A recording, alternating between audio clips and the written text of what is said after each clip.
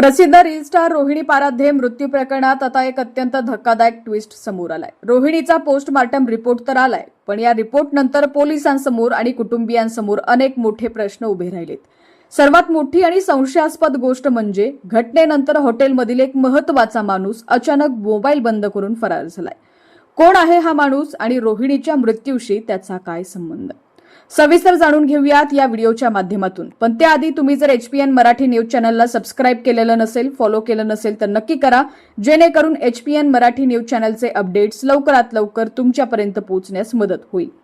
सोलापूर मंगळवेढा राष्ट्रीय महामार्गावरील ब्रह्मपुरी हद्दीत 26 मे रोजी अवघ्या 25 वर्षाच्या रील स्टार रोहिणी पाराध्यने गळफास घेऊन आत्महत्या केल्याची धक्कादायक घटना घडली होती।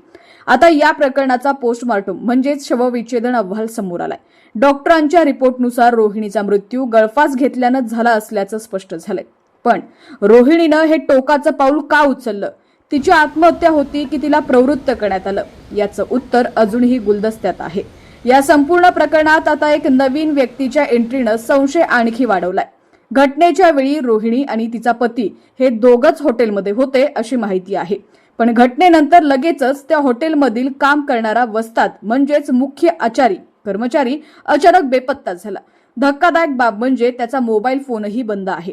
हा कर्मचारी मूळचा कर्नाटकचा असल्याची माहिती समोर आलेली असून घटनेनंतर तो असा अचानक मोबाईल बंद करून का पळाला, यानं पोलिसांच्या तपासाची सुई आता त्याच्याकडेही फिरलेली आहे।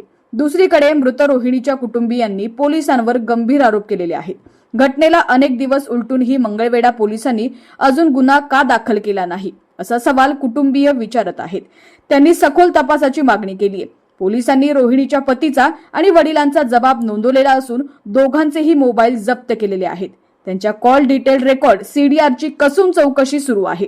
सूत्रांच्या माहितीनुसार प्राथमिक तपासात अजून तरी काही संशयास्पद आढळलेलं नाही, पण पोलीस सर्व बाजूने तपास करत आहेत। लाखो चाहत्यांना आपल्या तालावर नाचवणाऱ्या रोहिणीचा असा दुर्दैवी अंत कसा झाला? त्या हॉटेलमध्ये पती पत्नीमध्ये काही वाद झाला होता का? आणि तो फरार झालेला कर्मचारी पोलिसांच्या हाती कधी लागणार? या सर्व प्रश्नांची उत्तरं पोलीस तपासातच समोर येतील। तुम्हाला काय वाटतं, या प्रकरणामध्ये नक्की काय कारण असू शकतं? कमेंट करून तुमचं मत नक्की सांगा। महाराष्ट्रातील अशाच खळबळजनक आणि ताज्या घडामोडींसाठी HPN मराठी न्यूज चॅनलला आता सबस्क्राइब करा आणि बेल आयकॉन प्रेस करा।